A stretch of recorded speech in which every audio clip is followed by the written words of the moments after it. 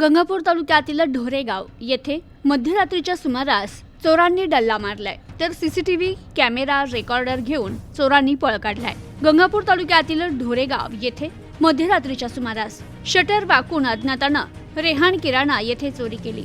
यात गायछाप, सिगारेट, काजू बदाम मसाले, साखर यांसह अन्य साहित्य एकूण 53,400 रुपये आणि 20 ते 25,000 रोख रक्कम चोरट्यांनी लंपास केल्याची घटना घडली असून या प्रकरणी कयूब चांद शेख यांनी दिलेल्या फिर्यादीवरून गंगापूर पोलीस ठाण्यात अज्ञात चोरांविरुद्ध गुन्हा दाखल करण्यात आलाय।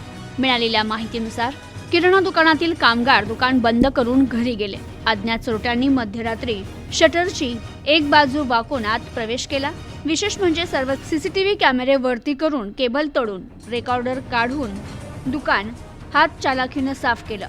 किराणा साहित्य आणि रोख रकमेसह रेकॉर्डर काढून चोरांनी पोबारा केला। कयूम शेख हे दुसऱ्या दिवशी सकाळी दुकान उघडण्यासाठी दुकानात आल्यानंतर त्यांना दुकानाचं शटर वाकलेल्या अवस्थेत दिसलं।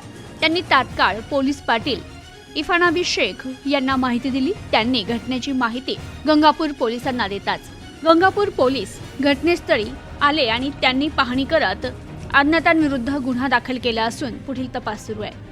प्रतिनिधी विशाल जोशी, न्यूज टुडे 24, गंगापूर।